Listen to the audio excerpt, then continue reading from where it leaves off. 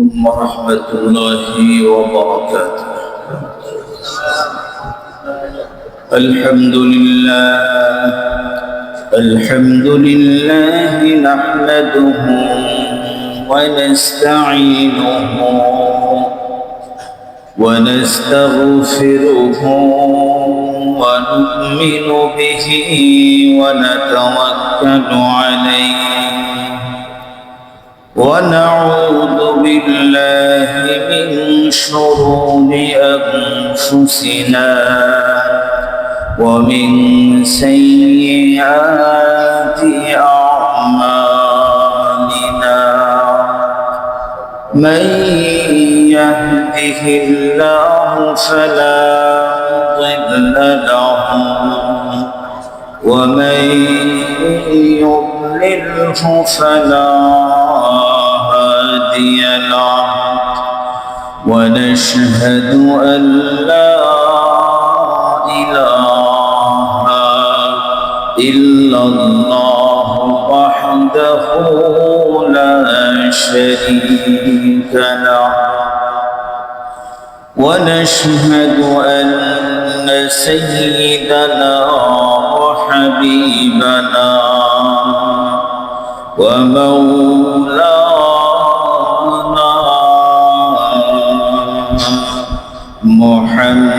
محمدا عبده ورسوله أما بعد فقد قال الله تبارك وتعالى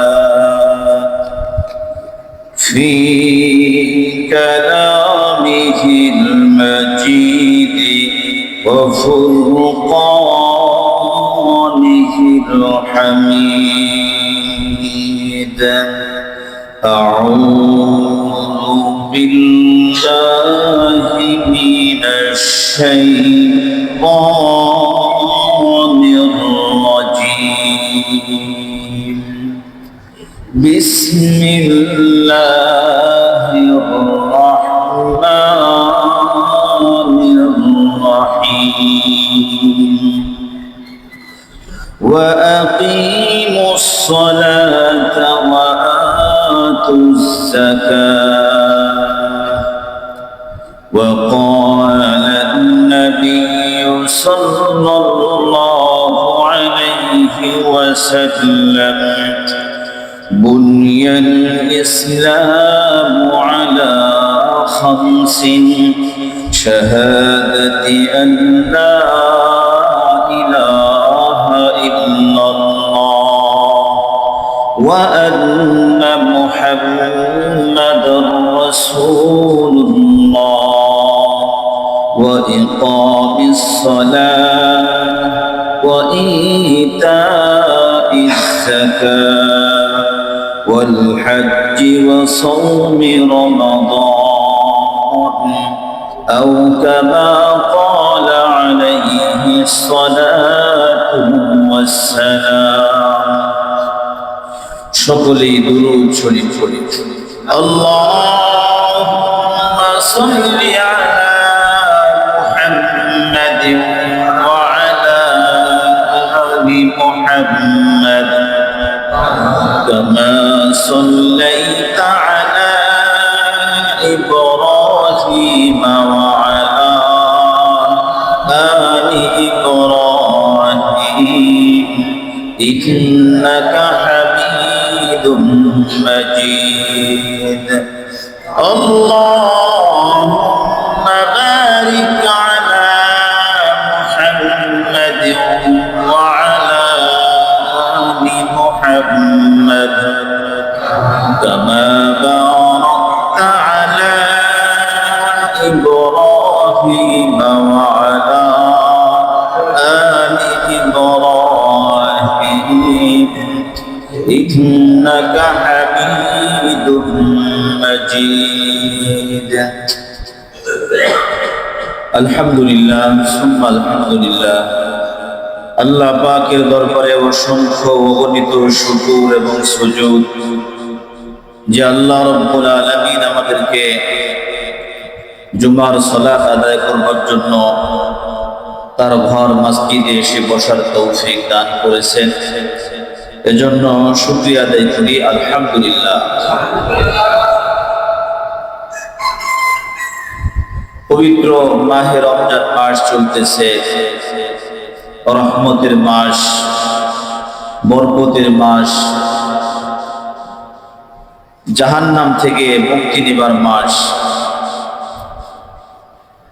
আল্লাহর অতি কাছে হবার মাস, আত্মশুদ্ধির মাস, নিজের কলবকে পবিত্র করার মাস, পবিত্র মাহে রমজান। আল্লাহ পাক তার হাবিব সাল্লাল্লাহু আলাইহি ওয়াসাল্লামের উপরে, তার উম্মতদের উপরে এমন একটা মাস হাদিয়ে দিয়েছেন যেটা অন্য কোনো নবীর উম্মতরা পায় নাই। রমজান মাসে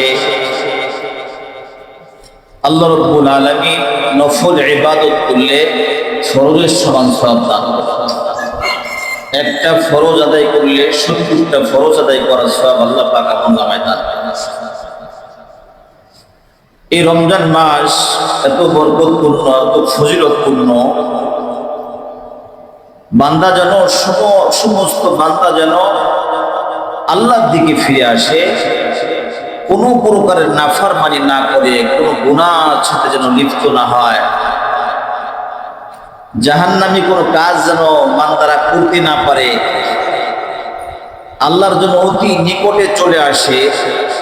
এজন্য আল্লাহ পাক এই বান্দারকে কাছে আনার জন্য শয়তানকে এই মাসটা আটকায় রাখছে। শয়তান, তুমি আমার বান্দাদেরকে ধোঁকা দিতে পারবে, আমার বান্দারা 11টা মাস ধোঁকা দিয়ে আমার থেকে সরায় রাখছো, একটা মাস আমার বান্দারা আমার অতি কাছে চলে আসে।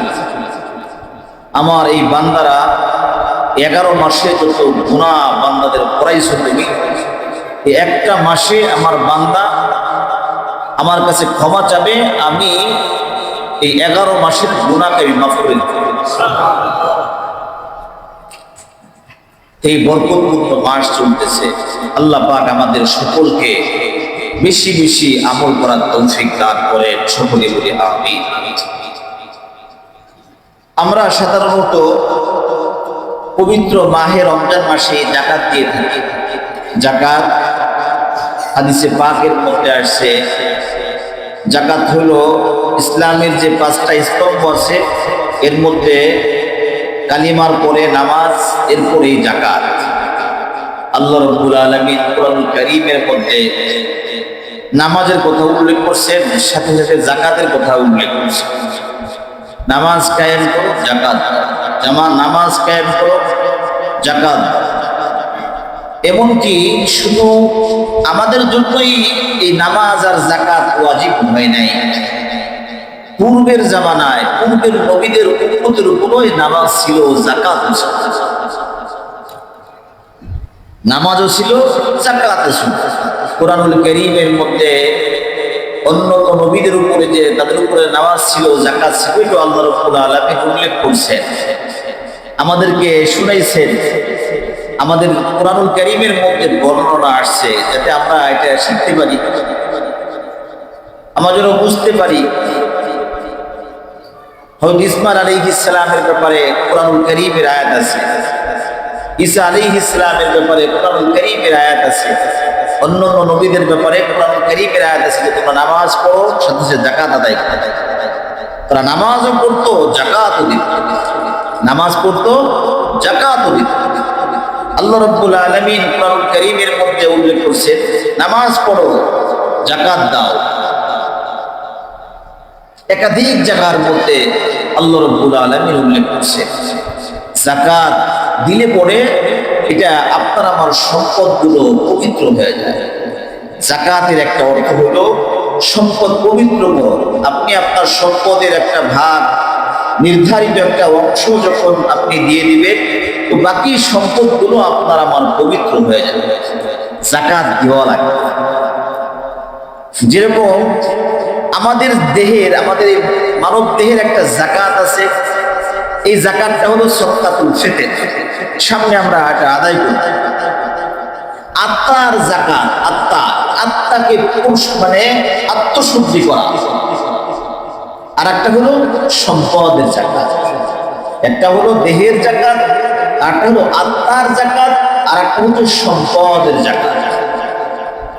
যেটা আত্মার যেটা ব্যাপার সেটা এটা হলো আত্মশুদ্ধির মাধ্যমে, বুজুর্গদের সম্পদের মাধ্যমে, আল্লাহ ওয়ালাদের সম্পদের মাধ্যমে আত্মশুদ্ধি করা, আত্মাকে পবিত্র করা। জাকাত মানে পবিত্র করা, আত্মশুদ্ধি। কদ আফলাহা মান তাযাক্কা, ওই ব্যক্তি তো সফল হয়ে গেল, সে নিজের আত্মাকে পবিত্র করল। আত্মার মধ্যে গুনাহ, অহংকার, তাকাব্বুরি, রিয়া ইত্যাদি ইত্যাদি বাসা বেঁধে ফেলছে। নিজেকেই একা মানে সব থেকে বড় মনে হয়, আত্মার রোগ। গীবত করা আত্মার রোগ, হিংসা করা আত্মার রোগ, রিয়া, এগুলো আত্মার রোগ। এগুলা থেকে পবিত্র করার জন্য আল্লাহ ওয়ালাদের সহবতে যে পবিত্র করতে হয়। এর মাধ্যমে কি হয়? আত্মার জাকাত, আত্মশুদ্ধির মাধ্যমে এটা পবিত্র করতে হয়। আর যেটা দেহের অবস্থা, দেহের জন্য জাকাত সাদকাতুল ফিতর, যেটা আমরা ঈদের নামাজের আগেই কি করে থাকি? আদায় করে থাকি। এবছর 110 টাকা সর্বনিম্ন ইসলামিক ফাউন্ডেশন কর্তৃক কোনো এটা ফায়সালা হয়েছে। সর্বোচ্চ 2800 কত জন? 2805। এই যে এটা হলো দেহের জন্য, এটা জাকাত।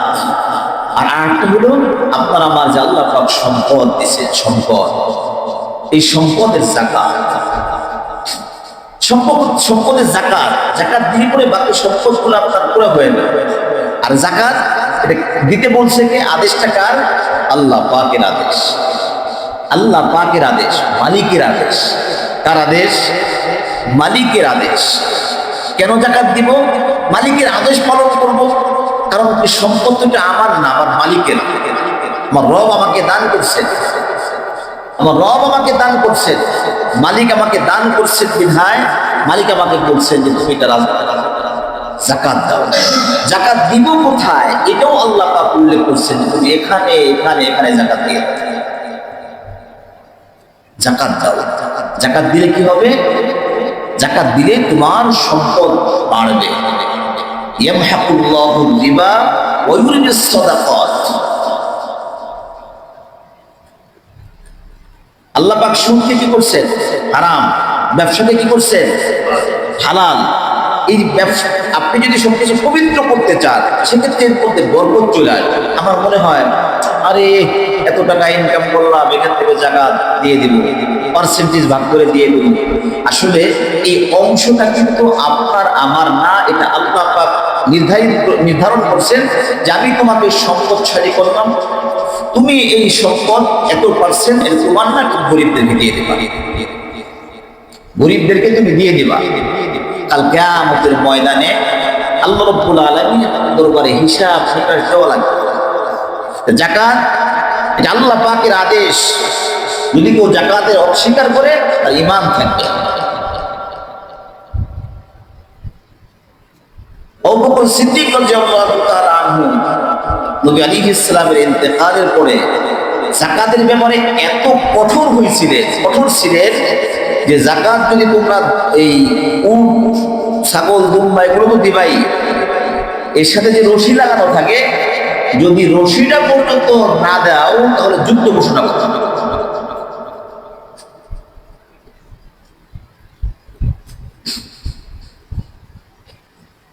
জাকাত না দিলে পরে যদি কেউ জাকাত না দেয় তাহলে পরকালে তার ভয়াবহতার ব্যাপারে আল্লাহ রাব্বুল আলামিন কুরআনুল কারীমের মধ্যে উল্লেখ করেছে। যারা জাকাত না দেয়, সম্পদ যে জাকাত যারা না দেয়, এদের কি অবস্থা হবে? সূরা তাওবার মধ্যে আল্লাহ রাব্বুল আলামিন উল্লেখ করেন, ওয়াল্লাযীনা ইয়াকনিজুনা আয-যাহাবা ওয়াল ফিদ্দাতা ওয়া লা ইউনফিকুনাহা ফী সাবিলিল্লাহ। যারা স্বর্ণ রূপ সম্পদ যারা জমা করে ওয়ালা ইউনফিকুনাহা, আল্লাহর রাস্তায় তারা যারা খরচ করে না, ফাবাশশিরহুম বিআযাবিন আলীম, তাদেরকে যন্ত্রণাদায়ক শাস্তির সুসংবাদ দান করো। শাস্তির তীব্রতা বোঝানোর জন্য আল্লাহ পাক এই শব্দ ব্যবহার করছেন, ফাবাশশির, সুসংবাদ দাও, যন্ত্রণাদায়ক শাস্তি, এদেরকে সুসংবাদ দেওয়া হবে। কেমন শাস্তি হবে? ইয়াউমা ইউমা আলাইহা ফি নারি জাহান্নাম ফাতুওয়া বিহা জিবাহুহুম ওয়া জুনুবুহুম ওয়া যুহুরুহুম। আল্লাহ পাক বলতেছেন যে এই যে যারা যাকাত দেয় না, আল্লাহর রাস্তায় যারা খরচ করে না, এদের সম্পদগুলোকে কাল কিয়ামতের ময়দানে এরকম ভাবে গলানো হবে, গলায়া আগুন দ্বারা এরকম ভাবে পানির মতো করে এটা তার পাজরে, দেহে, এখানে পাজরে, এই মুখের মধ্যে, কপালে দাগ দেওয়া হবে, সম্পদকে দেওয়া হবে। এবং হাদা মা কানাসতুম লিআনফুসিকুম ফাদুকু মা কুনতুম তাকনিজুন, বলা হবে এটি তোমার সেই জমাকৃত সম্পদ, নাও এখন তুমি স্বাদ গ্রহণ করো, আযাবের স্বাদ গ্রহণ করো। জমা করে রাখছিলা, আল্লাহ পাক তোমাকে দিছে, তুমি আল্লাহর রাস্তায় খরচ করো নাই, সেখন তুমি স্বাদ গ্রহণ করো, যন্ত্রণাদায়ক আযাবের শাস্তি তুমি এখন গ্রহণ করো। সম্পদের মালিক হওয়া দোষের কোনো কিছু না, সম্পদের মালিক হওয়া দোষের কিছু না। সম্পদ তো সাহাবায়ে কেরাম এরকম ছিলেন। সুলাইমান আলাইহিস সালাম চালাইছেন না, ওমর রাদিয়াল্লাহু তাআলা আনহু, আল্লাহ, উসমান রাদিয়াল্লাহু তাআলা আনহু, বড় বড় সাহাবী এরকম ছিলেন, কোটিপতি ছিলেন, বড় বড় বিজনেসম্যান তারা ছিলেন। তারা আল্লাহর রাস্তায় খরচ করছেন, যাকাত আদায় করছেন, গরিবদেরকে দিচ্ছেন, তাদেরকে অর্থ সম্পদ দেওয়ার দরকার দিচ্ছেন, খরচ করছেন, কোনো সমস্যা নেই। সমস্যা তো ওই ব্যক্তির জন্য যে যাকাত আদায় করে না, দান সদকা যে করে না, তার কোনো সমস্যা। যে করে, যে দান করে, সদকা করে, গরিবের হক আদায় করে দেয়, যাকাত সময় মতো আদায় করে, এই ব্যক্তির তো কোনো ভয় নাই। সে কোটি কোটি টাকার মালিক হলে কোনো অসুবিধা নাই, তার কোনো ভয় নাই। আরে ভয় তো যে চুরি করছে, পুলিশ দেখে ভয় পায় কেডা? যে যার মধ্যে ঝামেলা আছে, পকেটের মধ্যে গাঁজার একটা প্যাকেট আছে, বা অবৈধ কোনো সম্পদ জিনিস পকেটের মধ্যে আছে, রাস্তা দিয়ে হাঁটতেছে, পুলিশ দেখলে ভিতরে দুপ দুপ দুপ দুপ শুরু হয়ে যায়, এই নাই আমার ধরে, এই নাকি আমার ধরে। আর যার পকেটে কোনো কিছু নাই, ফ্রেশ, সে সুবহানাল্লাহ, আলহামদুলিল্লাহ, লা ইলাহা ইল্লাল্লাহ জিকির করতে করতে যাইতেছে, কোনো ভয় নাই। ভয়টা কার? যে অপরাধী, যে অপরাধী তার জন্য ভয়। আর যে ব্যক্তির অপরাধ নাই, আল্লাহর হুকুম মতো দুনিয়াতে চলছে, নবীর সুন্নাহ মোতাবেক চলছে, যেভাবে আল্লাহ পাক সম্পদকে ব্যয় করতে বলছে সেভাবে করছে, যেভাবে সালাত আদায় করার দরকার সেভাবে সালাত আদায় করছেন, পিতামাতার সাথে যেরকম ভালো ব্যবহার করার দরকার করছেন, মুরব্বীদেরকে সম্মান করছেন, ছোটদেরকে স্নেহ করছেন, কারো হক নষ্ট করেন নাই, কারোর সাথে বেয়াদবি করেন নাই, কারো উপরে জুলুম করেন নাই, অন্যায় অবিচার করেন নাই। এই ব্যক্তি তো মৃত্যুটা হবে হাসতে হাসতে। মৃত্যু হবে কিভাবে? হাসতে হাসতে মৃত্যু হবে। কারণ আরে তার মৃত্যুর সময় জান্নাতের ছবি দেখানো হবে আর বলা হবে, আল্লাহর নেককার বান্দা, এই দেখো, দেখো তোমার জন্য কি আছে, জান্নাতি হুর গিলমান তোমার জন্য প্রস্তুত, আর দেখো নিয়ামত আর নিয়ামত। তখন আল্লাহ পাক তার এই চক্ষুকে খুলে দিবেন, অন্তর্চক্ষু খুলে দিবেন, সে ফেরেশতাদেরকে দেখতে পারবে, সমস্ত জান্নাতি আসবাবপত্র দেখতে পারবে, দেখে খুশি হবে, হাসতে হাসতে তার রূপটা কবজ হয়ে যাবে। তার কোনো ভয় নাই, কারণ তার পকেটে কি নাই?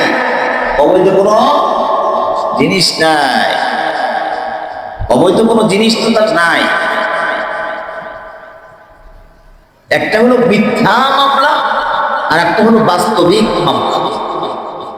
না, আমি দেশের সম্পদ নষ্ট করি নাই, পাচার করি নাই, সুইস ব্যাংকে আমার কোনো কিচ্ছু নাই, ঝামেলা নাই, আর নো টেনশন। আর যার আছে তার ঝামেলা আছে। তার টেনশনে ঘুম হয় না, যার সম্পদ বেশি, হিসাব কিতাব ইত্যাদি।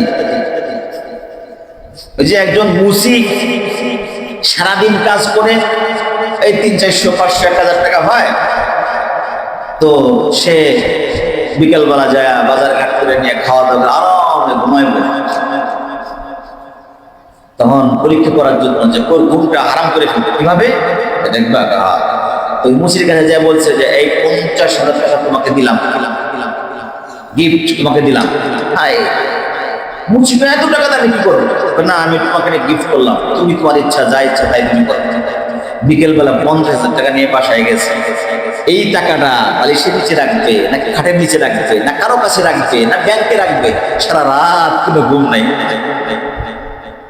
সারা রাত কি নাই বলে টাকা বেচারার কাছে আইসে কি বিপদ হয়ে গেল না? বিপদ হয়ে গেল। যারা মনে করেন ভাইরাল মানুষ, যে কোনো দিক দিয়ে ভাইরাল হোক, পপুলার যারা আছে, এদের সমস্যা বেশি।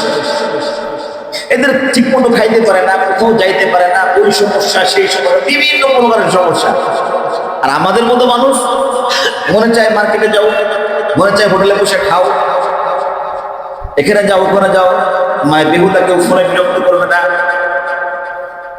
তাই বড় বলতে গেলে তার দায়িত্ব বড় বেড়ে যায়, ঝামেলা বাড়ে। আর দায়িত্ব বাড়ে মানে কি? ঝামেলা বাড়ে। ধন সম্পদ আল্লাহ পাক যত আসবে আমাদের খাসলত, আমাদের মানুষের খাসলত হলো যত সম্পদ আসবে আমার আরো লাগবে, যত সম্পদ আসবে আমার আরো লাগবে। এটা আমার কথা, নবীর কথা, যে 2 পাহাড়ের মধ্যবর্তী এলাকাটা যদি কাউকে স্বর্ণ দিয়া ভরপুর করে দেওয়া হয়, এই ব্যক্তি বলবে আমার আরো লাগবে। কোন পর্যন্ত লাগবে? সূরা হিজরের একটা আয়াত আছে, আল্লাহ শেষ আয়াত, আল্লাহ পাক বলেছেন ওয়া'বুদ রাব্বাকা হাত্তা ইয়াতিয়াকাল ইয়াকিন। বান্দা, তুমি তোমার হায়াতের শেষ পর্যন্ত তুমি তোমার রবের ইবাদত করতে থাকো। এটা হলো কোরআনের আয়াত। বান্দা কি করে? বান্দা মৃত্যু পর্যন্ত সম্পদ বাড়ানোর জন্য ফিকির করতে থাকে। মৃত্যু পর্যন্ত এখনো বেড়ে পড়ে আছে, সুস্থ হবে কিনা জানা নাই, পা ভেঙে গেছে, হাত নাই, ইত্যাদি ইত্যাদি বিভিন্ন রোগে আক্রান্ত। তারপরেও ওইটা লাগবে, তারপরে এটা লাগবে, 5 বছর পরে কি লাগবে, কি করবে, ওটাও প্ল্যান করতেছে। এটা আমাদের খাসলত, দোষ না, এটা আমাদের খাসলত, লাগবে, আরো লাগবে। কিন্তু আল্লাহ পাক সন্তুষ্ট হবে কি করলে? শয়তান জেহেন থেকে এটা উঠায় দেয় যে আমি আমার সম্পদকে আল্লাহ পাক দান করছে, এই সম্পদ আমি তো অনন্ত অসীমকাল যেখানে থাকবো, কবরের জগতে যুগের পর যুগ, লাবিসিনা ফিহা আহকাবা, কবরের মধ্যে যুগের পর যুগ থাকতে হবে। লা ইয়াতুকুনা ফিহা বারদা ওয়ালা শারাবা ইল্লা হামিমা ওয়া গাসসাকা, যেখানে ঠান্ডা পানির কোনো ব্যবস্থা থাকবে না, গরম পানিরও কোনো ব্যবস্থা থাকবে না, কোনো আরাম আয়েশ থাকবে না। সেই কবরের জগতের যুগের উপর যুগ থাকতে হবে, সেখানে আমি কিভাবে শান্তিতে থাকবো, এই ফিকির আমাদের থাকে না। যে আমি যদি এত সম্পদ আল্লাহ পাক আমাকে দান করছেন, আমি যদি গরিব মিসকিনদেরকে দান করি আল্লাহ সন্তুষ্ট হবেন। আত্মীয় স্বজনদের মধ্যে অনেক গরিব মিসকিন আছে, দেখে না, দেখলে পরে আল্লাহ পাক সন্তুষ্ট হবেন, কিন্তু শয়তান ওদিকে নজর দেয় না। শয়তান এগুলো করায় না যে এই কাজগুলো করলে এটা তো গ্যারান্টি আছে যে তুমি এগুলো করলে পরে আল্লাহ পাক তোমাকে পুরস্কার দিবে। তুমি যে এই সম্পদ উপভোগ করে যাবা, এটার কোনো গ্যারান্টি নেই, আছে? এটার কোনো গ্যারান্টি নাই। এজন্য সময় থাকতে অসুস্থ কে কখনো হয় বলা যায় না। ওদিনকে দেখলাম কোরআনুল কারীমের তেলাওয়াত প্রতিযোগিতা হইতেছে, ছোট্ট একটা বাচ্চা তেলাওয়াত করতেছে, তেলাওয়াত করতে করতে ঘুরে পড়ে গেল। আরো কয়েক বছর আগে এক হুজুর সাহেব খুতবা দিতেছে পড়ে গেল। আমি তো একবার পড়ে যেতে গেছিলাম, আপনাদের হয়তো বা যারা পুরো মনে আছেন, মাথা দেখি আর কিচ্ছু দেখি না, সব ঘুরে মাথাও করে দেখি মসজিদ করে মুসল্লিরা করে, কিচ্ছু দেখি না। যে কোনো মুহূর্তে চলে যেতে পারে। হ্যাঁ, এই হকগুলো যদি আদায় করে যায় তাহলে আপনার আমার কোনো কি নাই, কোনো ভয়, কোনো প্রকারের ভয় নেই। এটা যেগুলো আল্লাহ পাক আপনাকে দান করছেন, এগুলো আল্লাহ পাকের হুকুম যে তুমি দান করো। الذين يؤمنون بالغيب ويقيمون الصلاة ومما رزقناهم ينفقون الذين يؤمنون بالغيب ويقيمون الصلاة যারা গায়েবের উপরে ঈমান আনে, যারা সালাত আদায় করে, ওমিম্মা রাযাকনাহুম ইউনফিকুন আল্লাহ পাকের রাস্তায় যারা খরচ করে, আল্লাহ রাস্তায় যারা খরচ করে এদের জন্য কোরআন ও হিদায়াত। এরা মুত্তাকি ব্যক্তি, এরা মুত্তাকি ব্যক্তি। এজন্য যাকাত, যাকাত এটা আল্লাহ পাকের হুকুম, এটা আপনার দিতেই হবে। কতটুকু পরিমাণ যাকাত দিতে হবে, কতটুকু সম্পদ থাকলে পরে আপনার উপর যাকাত ওয়াজিব হবে, এটা আপনার জানার দরকার, এটা আপনার জানার দরকার। খতিব সাহেবরা নিকট থেকে বলুক আর না বলুক, এটা আপনার দায়িত্ব জেনে নেওয়া, এটা আপনার দায়িত্ব জেনে নেওয়া। কতটুকু সম্পদ আছে, আপনার যাকাতের পরিমাণ কয় টাকা আসতেছে, এগুলো নিয়ে গ্রহণযোগ্য কোনো আলেমের সাথে বসা, মুফতি সাহেবের সাথে বসা, যেগুলো আমার এই আছে, আমি কামা হক যাকাত দিতে চাই, দিতে হবে। লামসাম দিয়ে কিন্তু লাভ হবে না। যাকাত আসছে 1 লাখ টাকা, 2-3 হাজার টাকার ওই যে চানাচুর, মুড়ি ভাজা, চাল ডাল তেল চিনি দিয়া বাস খালাস হয়ে গেল না। আপনি অন্যজনের সম্পদ, এই টাকাটা আপনি যে আপনার কাছে 1 লক্ষ টাকা যাকাত আসছে, মানে শতকরায় 2.5 টাকা। শতকরায় কত টাকা? 2.5 টাকা। মূল কথাটা বলে দিই যে যার কাছে যদি স্বর্ণ থাকে তাহলে 7.5 ভরি লাগে, শুধু স্বর্ণ 7.5 ভরি, শুধু রূপা 52.5 তোলা। কত? 52.5। এটা হলো মূল, এটা হলো মূল একটা মাপার নিয়ম। এখন কারো কাছে কিছু টাকা আছে, কিছু স্বর্ণ আছে, কিছু রূপা আছে, এই তিনটে মিলে যদি 52.5 তোলা রূপার দাম হয়, 52.5 তোলা রূপার দাম। যদি শুধু স্বর্ণ থাকে তাহলে 7.5 ভরি লাগে, এরকম হইলে আসবে না। শুধু রূপা 52.5 তোলা লাগবে। এখন কারো কাছে কি আছে? স্বর্ণ অল্প আছে আর কিছু টাকা আছে, বাস, তাহলে ওই 52.5 তোলা রূপার দাম হিসেব করে আপনার যাকাত দিতে হবে। 52.5 তোলা রূপার দাম। যদি শুধু স্বর্ণ থাকে, মাসালাটা খেয়াল করে, শুধু স্বর্ণ থাকে 7.5 ভরি, 7 ভরি আছে, আপনার উপর যাকাত ওয়াজিব না। 6.7 ভরি, তাও যাকাত ওয়াজিব না, 7.5 ভরি লাগবে। শুধু রূপা আছে, 50 তোলা আছে, যাকাত ওয়াজিব না। 51, তাও না। 52, তারা না, 52.5 লাগবে। তাহলে আপনার 51-52 তোলা আছে, বাকি কিছু টাকা আছে, অল্প সোনা আছে, এগুলো মিলে যদি 52.5 তোলা রূপার দাম আসে, যাকাত ওয়াজিব। গরিবদের যাতে ফায়দা বেশি হয়, এই জন্য 52.5 তোলা রূপার দামে হিসাব করছে। এরপরে আপনার অনেকে আছে যে আমি তো ঋণগ্রস্ত, বিভিন্ন মানে বাঁচার জন্য, অনেকে বাঁচার জন্য অনেক কিছু করে থাকে। যাকাত বাঁচা যায় কিনা, যাকাত থেকে বাঁচা যায় কিনা, বাঁচার জন্য চেষ্টা করতে হবে, দেওয়ার জন্য চেষ্টা করা উচিত, যাকাত দেওয়ার জন্য চেষ্টা করা উচিত। যে এত টাকা ঋণ আছে, এই আছে, ব্যবসা বাণিজ্য ইত্যাদি ইত্যাদি না, এগুলো আপনি সব থেকে এই জুমার বয়ানের মধ্যে অল্প সময়ের মধ্যে মানে অনেক আলোচনা ভাবে বোঝানো মুশকিল হয়ে পড়ে। এই জন্য প্রত্যেকের উচিত, যার যার অর্থ সম্পদ আছে, ব্যবসায়ী মানুষ, উলামায়ে কেরামের সাথে বসে, হুজুর আমার এই আছে, আমার উপরে কি যাকাত ওয়াজিব? আমি এত টাকা ঋণ আছি, ব্যাংকে এত টাকা পায়, মানুষ এত টাকা পায়, ব্যবসায়িক এই অবস্থা আছে, আমার উপরে কি যাকাত ওয়াজিব? আপনি যে ইউটিউবে শুনে জুমার বয়ানে, কারণ এখানে তো প্রশ্ন করতে পারবেন না, যে আলোচনা যে করতেছি প্রশ্ন করতে পারবেন না, এই জন্য ওখানে বোঝানো মুশকিল। যাকাত দেওয়া লাগবে সম্পদ থাকলে, কোন পরিমাণ সম্পদ, এই পরিমাণ সম্পদ। কি কি সম্পদের উপরে আসে? ব্যবসায়িক পণ্যের উপরে আসে, জমাকৃত অর্থের উপরে আসে, স্বর্ণ অলঙ্কারের উপরে আসে, ব্যবহৃত হোক আর না হোক স্বর্ণ অলঙ্কার, এগুলোর উপরে আসে। আপনি যদি কোন বিজ্ঞ আলেমের সাথে বসে আপনার কি আছে কি নাই, কত টাকা ঋণ, কত টাকা আপনার কাছে কেউ পায়, বিভিন্ন এগুলো আলোচনা করে আপনি সম্পদ হিসেব করে জাকাতটা দিয়ে দেন, আপনি বাঁচবেন।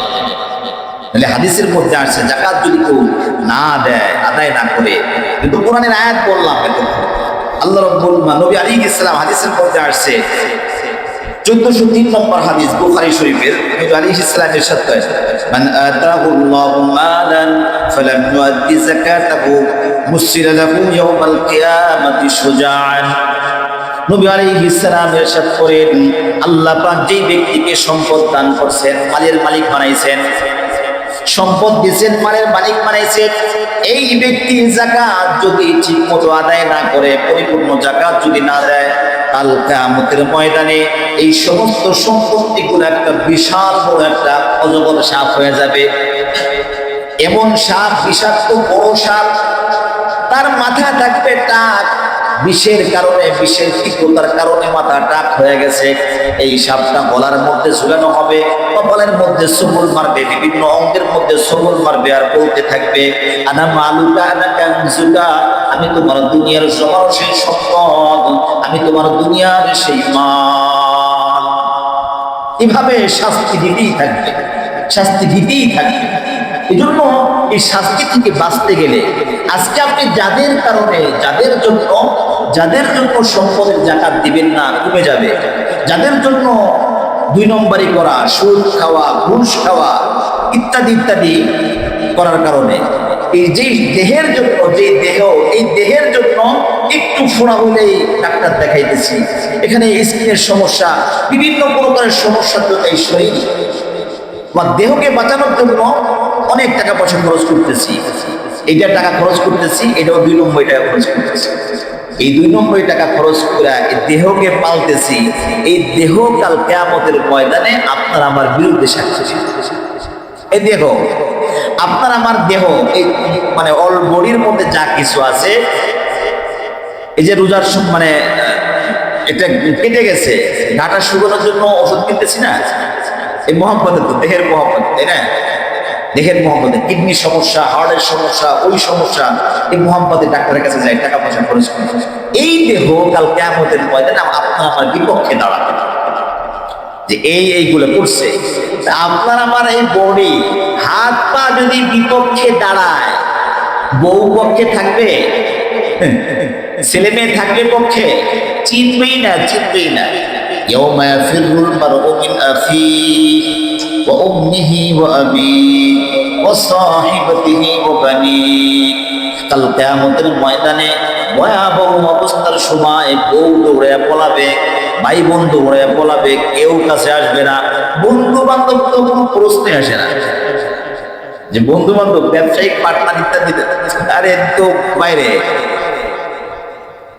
যার সাথে আজীবন ঘর সংসার করলাম, একই বিছানায় ঘুমালাম, এই বলবে যে আর না, আমার তো দুনিয়া তো কোনো বিয়ে হয়নি তো, আরে কি করতে গেল? এই সন্তান বলবে বাবা না, না না, কোনো বাবা নেই। মানে এত ভয়াবহ পরিস্থিতি হবে, সবাই সবকিছু অস্বীকার করবে। কেন? যে আমার কাছে যদি একটা নেকি চায়। তাহলে কার জন্য আপনি অপরাধ করবেন? এই সম্পদটা জাকাত দিচ্ছেন না, কার জন্য জমাচ্ছেন? জাকাত দিলেন না, জমাইলেন, মারা গেলেন, অবস্থাটা কি হবে? অবস্থাটা কি হবে? খুবই ভয়াবহ অবস্থা। এই জন্য একটা কথা একদম দিলের কান দিয়ে শুনি, আমার এই দেহটাই আমার না, আমার এই দেহটাই আমার না, একমাত্র আমার আপন হলো আমার রব, একমাত্র আমার আপন হলো দ্বিতীয় আমার নবী সাল্লাল্লাহু আলাইহি ওয়াসাল্লাম, যিনি কাল কিয়ামতের ময়দানে আমার আপনার জন্য শাফাআত করবেন। আর একটা আপন ব্যক্তি আছে, 1 নম্বরে কি বললাম? আল্লাহ। 2 নম্বরে মুহাম্মদুর রাসূলুল্লাহ সাল্লাল্লাহু আলাইহি ওয়াসাল্লাম। 3 নম্বরে সুম্মাল উলামা, নেককার সৎ আলেমগণ, আল্লাহওয়ালা আলেমগণ। সুম্মা শুহাদা, এরপরে কে? শহীদগণ। এরাও কাল কিয়ামতের ময়দানে আল্লাহ পাকের হুকুমে এরাও কি করবেন? সুপারিশ করবেন। আল আম্বিয়া সুম্মাল উলামা সুম্মা শুহাদা। একবার আল্লাহ আমার আপন, এরপরে নবী এবং রাসূলগণ, এরপরে উলামা এবং শুহাদা। এছাড়া আপনার আপন কেউ নাই, পরকালে 2 টাকার কামে আসবে। ওলামাদেরকে আল্লাহ পাক পাওয়ার দিবেন, সুপারিশ করো। শহীদদেরকে পাওয়ার দিবেন, সুপারিশ করো। নবীদেরকে পাওয়ার দেওয়া হবে, সুপারিশ করেন, আপনারা কবুল করা হবে। আর এই দেহ কি হবে? এই দেহটা হলো আল-ইয়াউমা নাখতিমু আলা আফওয়াহিহিম ওয়া তুকাল্লিমুনা আইদিহিম ওয়া তাশহাদু আরজুলুহুম বিমা কানু ইয়াকসিবুন। এই দেহ কাল কিয়ামতের ময়দানে বলবে, আমার দ্বারা এই গুনাহ হয়েছে, আমার দ্বারা এই গুনাহ হয়েছে, আমাকে এই অপরাধের সাথে লাগাইছিল। এই দেহ, হাত পা, শরীরের অঙ্গ প্রত্যঙ্গ আল্লাহ পাকের সাথে কথা বলবেন। আল্লাহ, উপায় নাই। শুধু তাই, আরো ভয়াবহ অবস্থা। হাত পা তো সব জায়গায় থাকেই, তাই না? সাক্ষী তো এরা দিবেই। আপনি যেখানে বসে যেই ব্যাংকে লেনদেন করছেন, ওই ব্যাংকের জায়গাটা কাল কিয়ামতের মাঠে সাক্ষী দিবে। যেই গোপন জায়গায় গুনাহ করছেন, ওই জায়গাটা কাল কিয়ামতের ময়দানে সাক্ষী দিবে। যেই গোপন জায়গার মধ্যে দাঁড়ায় গুনাহ হয়েছে, ওই জায়গা সাক্ষী দিবে। ফাআইনা তাযহাবুন, কোথায় পালাবেন ভাই? ওই জায়গাটা মনে করেন একটা 120-150 তলার উপরে চলে গেছে, ওখানে কেউ নাই, আপনি একা, আর গুনাহ করতেছেন। ওই 101 তলার ওই জায়গাটা কাল কিয়ামতের ময়দানে সাক্ষী দিবে। তাহলে কি আপনার আপনকে? তার জন্য এগুলা একটু ফাঁক-ফোকর খোঁজার চেষ্টা করে না, এগুলা করা যাবে না। আল্লাহকে সন্তুষ্ট করি, আল্লাহকে সন্তুষ্ট করে দুনিয়া থেকে বিদায় নেই। যদি আমি ভাই অর্থ সম্পদ তো আল্লাহ পাকের দেওয়া জিনিস, আল্লাহ পাক দিয়েছেন। এই জন্য আল্লাহ পাক বলছেন, আমি তোমাকে যা দিছি এর থেকে তুমি খরচ করো, আমি তোমাকে যা দিছি। আল্লাহ পাক তো বলতেন খরচ করো। আল্লাহ পাক কোরআনের শুরুতে, সূরা বাকারার শুরুতে বলছেন যে আমি তোমাকে যা দিছি তুমি এর থেকে খরচ করো, আমি যা দিছি। নামাজ মিস দেওয়া যাবে না, নামাজ মিস দেওয়া যাবে না। আজকে আমরা বাচ্চা কাচ্চাকে আদর করে নামাজের প্রতি ডাকি না, রোজা রাখাই না, আদর করি। আহা, কি আদর না করে! ওই সৎ মায়ের মতো আদর। এরকম সৎ মায় বাচ্চাকে ওই সন্তানকে কোলে করে রাখে সারাক্ষণ, আর নিজের সন্তানকে সতীনের ছেলেকে কোলে রাখে, আর নিজের ছেলেকে কোলে নেয় না। হাটে ঠাস করে পড়তেছে, ধূপ করে পড়তেছে, চিত হয়ে পড়তেছে, কাইত হয়ে পড়তেছে, আর সতীনের ছেলের কোলের থেকে নামাই না। এলাকার লোকজন হাই হাই রে, কি মোহাব্বত! এরকম সন্তান মা পাওয়া যায়? অমুকে তো একটা বই পাইছে। এভাবে কথা বলে এলাকার লোকজন বলে। এক মহিলা জিজ্ঞেস করছে, কি ব্যাপার, তুমি তোমার সন্তানকে কোলে নাও না? চিত হয়ে পড়ে, কায়েত হয়ে পড়ে, মাটি খাইতেছে, ওখানে উপরে পড়তেছে, মাথার মুখ ফাইটে গেছে, আর এটা সারাক্ষণ কোলে রাখো, কারণ নাকি?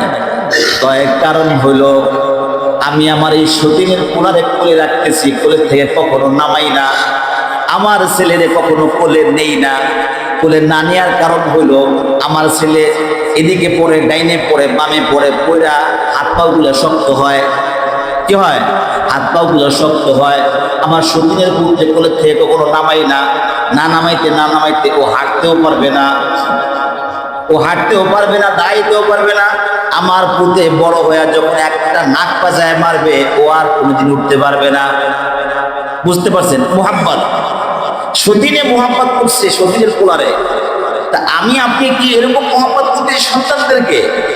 নামাজ পড়তেছে না, কিচ্ছু বলি না, মরার পরেই তো আপনার আমার সন্তানকে জাহান্নামের আগুনে জ্বালাবে, কবরে শাস্তি হবে। আমার সন্তান, আমার মেয়ে, আমার মা, আমার খালা, আমার বন্ধু বান্ধব, আরে তাদের পায়ে ধরেন না যে তুমি নামাজ পড়ো, পায়ে ধরেন যে ভাই তুমি নামাজ পড়ো, পায়ে ধরে নিয়ে আসেন, পর্দা করো, নামাজ পড়ো, রোজা রাখো। এই জন্য মোহাব্বত, এদেরকে দিনের পথে নিয়ে আসা। আল্লাহ মাফ করে ভাই, সব কিছু দুনিয়ার সব ধোঁকা। আল্লাহ রাব্বুল আলামিন আমাদের মৃত্যু দিবে নিশ্চিত, পরকালে যেতে হবে, কবরের জগতে যেতে হবে, পরকালের সামানা তৈরি করে নিয়ে যেতে হবে। অনেক সংক্ষিপ্ত আকারে কিছু আলোচনা করা হলো, বিস্তারিত আলোচনা করা যায় না। আর একটা সংক্ষিপ্ত একটা মেসেজ আপনাদেরকে দেই, জাকাতের ব্যাপারে, ফরজিয়তের ব্যাপারে জুমার বয়ান এবং ইউটিউবের থেকে শিক্ষা না নিয়ে কোনো ওলামায়ে কিরামের সাথে সরাসরি বসে আপনি এগুলা জাকাত কিভাবে, কত টাকা কিভাবে কি করতে হবে, আপনি এগুলো বের করে আপনি যেখানে যেখানে দেওয়া যাবে সেই খাতে আপনি ব্যয় করেন। আল্লাহ পাক আপনার উপর সন্তুষ্ট হবে। আল্লাহ রাব্বুল আলামিন আমাদের সকলকে বেশি বেশি নেক আমল করার তৌফিক দান করেন, কোরআন সুন্নাহ মোতাবেক জিন্দেগি করার তৌফিক দান করেন। সকলে বলে আমিন। ওয়া আখিরু দাওয়ানা আলহামদুলিল্লাহি রাব্বিল আলামিন।